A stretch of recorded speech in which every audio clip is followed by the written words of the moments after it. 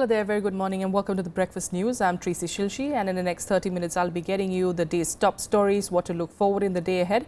Let's start with the headlines. Prime Minister Modi holds late-night review meeting over demonetization, appeals to people to bear with him for the next 50 days.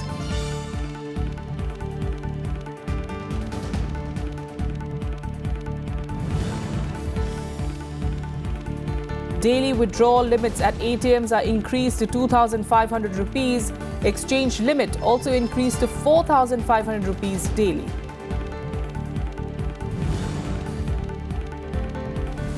US President-elect Donald Trump vows to immediately deport up to 3 million undocumented immigrants, names his White House chief and chief strategist in the first top appointments of the new administration. Residents flee coastal areas following tsunami warnings in New Zealand after a powerful 7.8 quake struck the nation.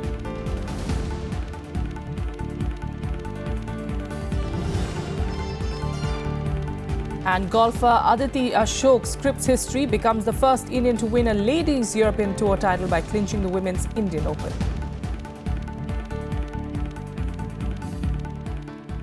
Our top focus this morning, the Prime Minister held a meeting with senior ministers late last night to review the demonetization move and its impact so far. The meeting stretched well past midnight. It was attended by Home Minister Rajnath Singh, Finance Minister Arun Jaitley, INB Minister Venkaiah Naidu, Power, Coal and Mines Minister Piyush Goyal and top officials of the Finance Ministry. Despite banks staying open over the weekend, there was no respite for people queuing outside ATMs and banks for money due to limited availability of new denomination currency. Earlier, the Finance Ministry also held a review meeting and took some key decisions, including increasing the limit of exchanging old currency for new and daily withdrawal limits. The withdrawal from banks, the bank accounts, the weekly limit of 20,000 has been increased to 24,000 of rupees, and the limit of 10,000 rupees withdrawal per single transaction has been removed. If you sort of deposit old series of 500 and 1,000 rupee notes, there was a limit which had been imposed of supplying 4,000 rupees per transaction. Now it has been increased to 4,500 rupees. So such business entities which are operational, which have an operational current account during the last 3 months will be permitted to draw 50,000 rupees at a time. Currently, at the moment, they are able to draw 20,000 rupees. The micro ATMs will be deployed in large number of areas to dispense cash against debit and credit cards. All government departments and central public sector undertakings will maximize all their e-transactions. The annual life certificate which the pensioners are required to submit during the month of November, that the time limit for that has been extended till 15th January 2017. And that meeting, that late-night meeting, of course, taking place hours after Prime Minister Modi made an emotional appeal to people to cooperate with him in his fight against black money. In a series of addresses in Panaji, Pune and Belgaum on Sunday, the Prime Minister sought 50 more days' time, asking people to bear with him in the fight. He said that the country has been looted for 70 years and the process of rooting out corruption will take time. The Prime Minister also said that he is aware of the threats that he faces following his decision to target black money. The Prime Minister also targeted the Congress for attacking him over the decision, saying that he was voted to power over anti-corruption measures. मैं हाथ खुल करके कहता हूं, ये पूर्ण विराम नहीं है। देश में भ्रष्टाचार, बेईमानी बंद करने के लिए मेरे दिमाग में और भी कई प्रोजेक्ट चल रहे हैं। किसानों को भ्रमित किया जाता है कि अब 1000 और 500 की नोटें गई और आपके पास जो खेती से कमाई करके पैसा आया है वो बैंक में जमा करना पड़ेगा और फिर मोदी उस पर टैक्स लगाएगा। मेरे किसान भाइयों, आप पर कोई टैक्स लगने वाला नहीं है, आप बेफिक्र रहिए। मैं हैरान हूं, हमारे कांग्रेस के लोग कह रहे हैं कि आपने 1000 की नोट बंद क्यों कर दी, 500 की नोट बंद क्यों कर दी। भाई आपने जब चवन्नी बंद की थी मैंने पूछा था, आपको मालूम है कांग्रेस पार्टी ने चवन्नी बंद की थी। कांग्रेस पार्टी ने एक बार चवन्नी बंद कर दी थी। इस देश ने तो कोई चिल्लाहट नहीं की। ठीक है, आपकी ताकत उतनी थी।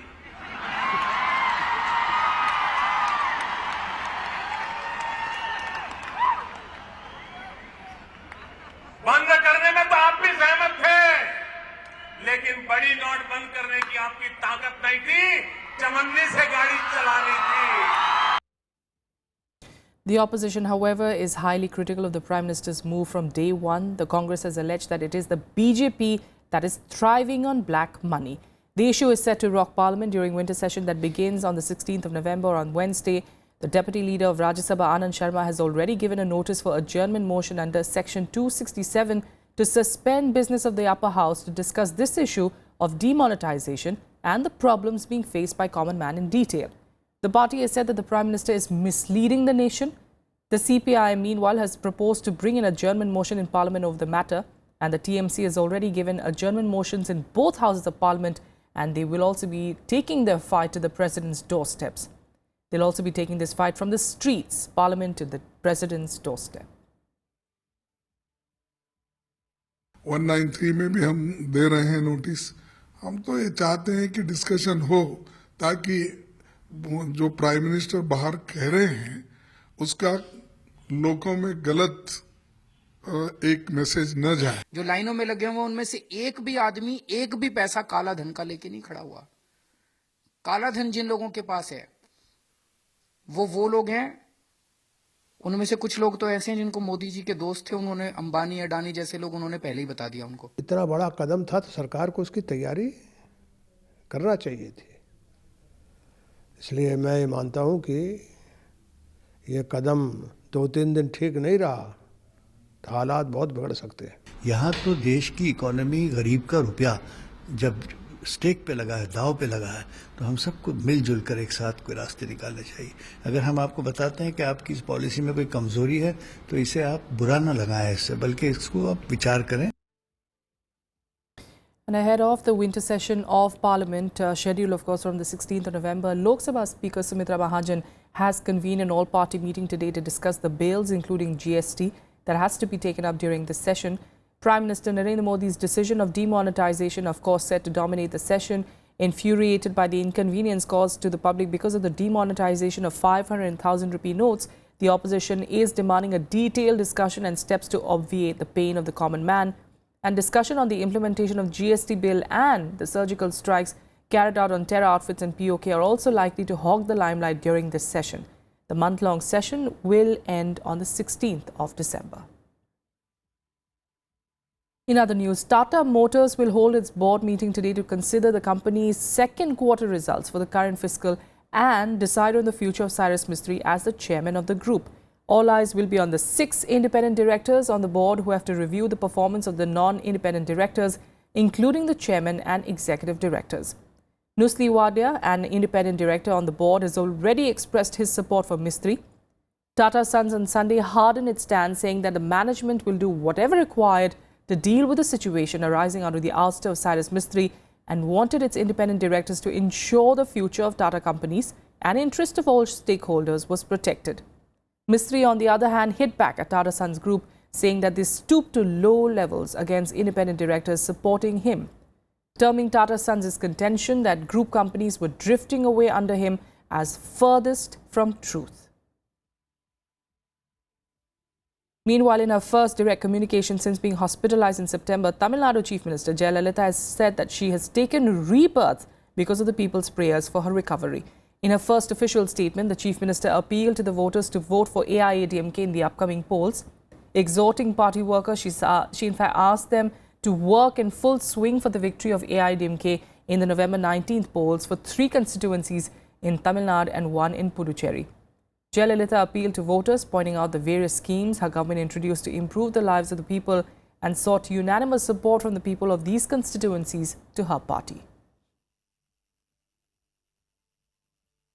And here's a look at what you can look forward to in the day ahead.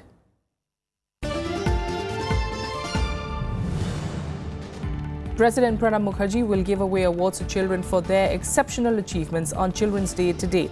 The awards are given away in two categories: Rajiv Gandhi Manav Seva Award to individuals and the National Award for Child Welfare to institutions and individuals. 5 institutions and 3 individuals are being given the National Award for Child Welfare 2015, which includes cash prize of 3 lakh rupees to each institution and 1 lakh rupees to an individual. Prime Minister Modi will visit Ghazipur district of eastern UP today. He will launch several rail projects and will flag off a super-fast weekly express train from Ghazipur to Kolkata. He will also inaugurate the newly built perishable cargo centre at Ghazipur Ghat station and then address a public meeting.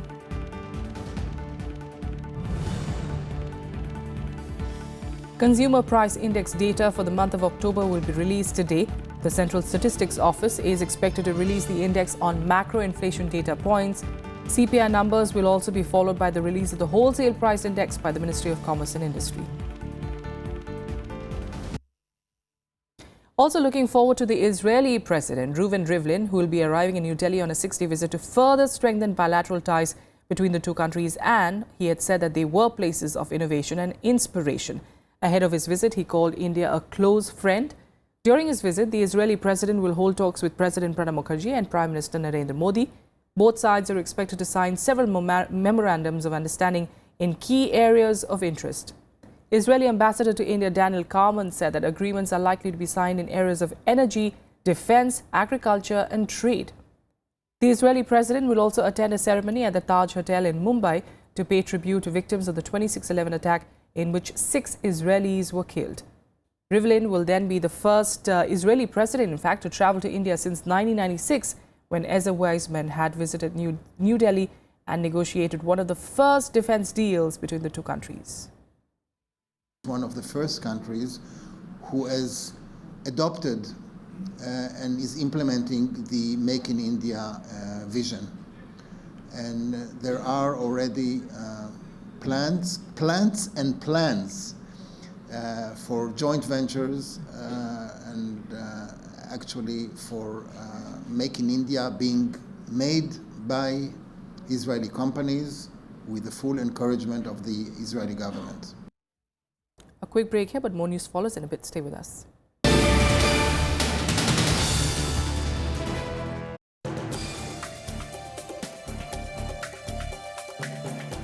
Hello and welcome. I'm Amritan Shira and you're watching Law of the Land on Sabha TV.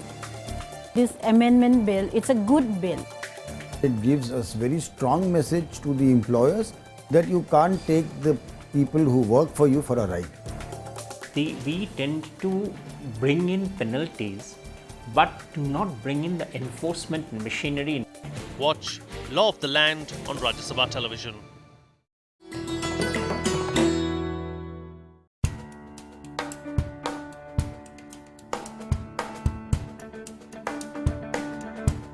Gir, the last refuge of the Asiatic lion. The national park comprises 1,412 square kilometers of deciduous forest interspersed with semi-evergreen and evergreen flora, acacia, scrub jungle, grasslands and rocky hills. It's fed by large water bodies and the Kamleshwar Dam. Gir has about 400 lions and 300 leopards, making it one of the major big cat concentrations in India. You can explore them in their natural habitat to tiny wild birds, not seen easily but heard singing in the forest canopy, to crocodiles floating in the marsh waters.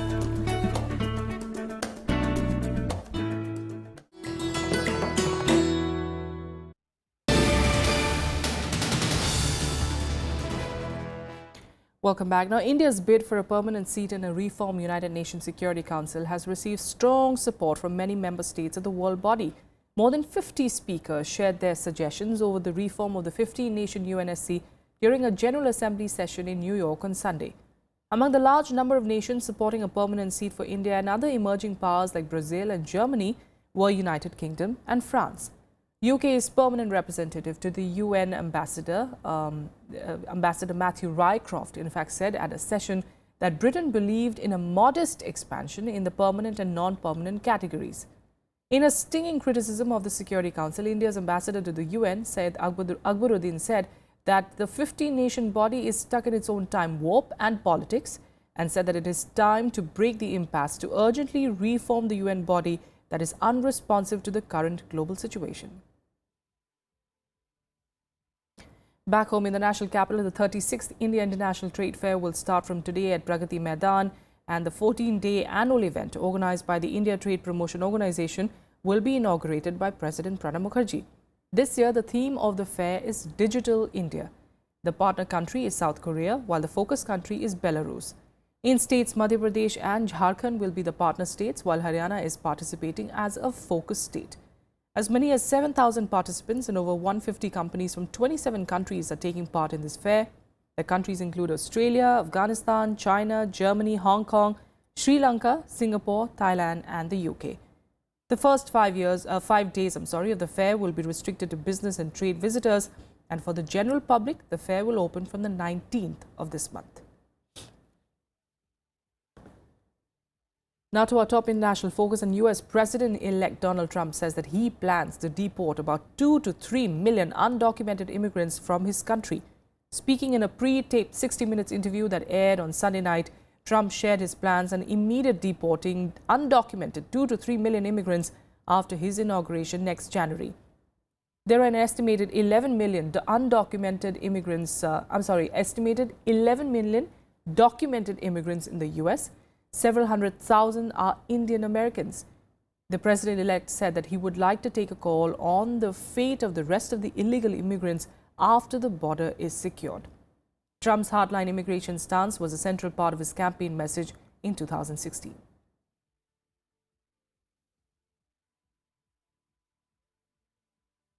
What we are going to do is get the people that are criminal and have criminal records, gang members, drug dealers. We have a lot of these people, probably 2 million, it could even be 3 million. We're getting them out of our country, or we're going to incarcerate. But we're getting them out of our country. They're here illegally. And Trump's campaign also promises to include fully repealing the Affordable Care Act, building a wall along Mexico border and banning Muslims from entering the US. Regarding his border wall plans, Trump said that he would accept fencing along some of the border, as Republicans in the Congress have proposed. For certain areas I would, but certain areas the wall is more appropriate. I'm very good at this. It's called construction. But so part wall, part fence? Yeah, there could be some fencing. In more international news, at least 2 people were killed and more fatalities were feared after a powerful 7.8 earthquake struck New Zealand's South Island on Monday. The quake hit South Island just after midnight on Monday, northeast of Christchurch. A tsunami arrived about 2 hours later. While one person died in the town of Kaikoura on the eastern coast, another died in Mount Lyford, a ski resort nearby. It is not yet clear how they were killed, though. While initially authorities had warned of a destructive tsunami with waves of up to 16 feet, they've downgraded the warning but say that risks remain. They've warned the residents to head inland or for higher ground along the coast, adding tsunami activity is possible for several more hours. Remote areas across the South Island have been left damaged, cut off and are without power or telephone communication. Aftershocks continued throughout Monday morning. Many schools and offices, of course, stayed closed while engineers checked buildings and ferries and trains were cancelled. New Zealand is on the boundary of the Australian and Pacific tectonic plates, which form part of the so-called Ring of Fire, and experiences up to 15,000 tremors a year. What happens next? We have military helicopters that are available to us. An NH90 is going to be going down to Kaikoura very rapidly. The area is cut off from a road perspective, so there's somewhat a limit of what we can do in the first instance, but we obviously want to put one of those helicopters down there. There's another one that will be in Wellington. St John's have been flying people in. As soon as we can get a much better assessment of the actual damage, then we can work out the next steps from here. WikiLeaks founder Julian Assange will be questioned in the Ecuadorian embassy in London over an allegation of rape from today. Ecuadorian prosecutor will take Assange's statement in the presence of Swedish officials. The officials are expected to take a DNA sample subject to Assange's consent. WikiLeaks founder, who has been holed up in the embassy since 2012, has said that he was looking forward to the chance to clear his name. The whistleblower sought refuge in Ecuador's embassy in London, fleeing allegations of rape and sexual assault in Sweden dating back to 2010. Assange denies the claims and refuses to travel to Sweden for questioning because he fears that he will be extradited to the US over the WikiLeaks release of 5 lakh secret military files on the wars in Afghanistan and Iraq.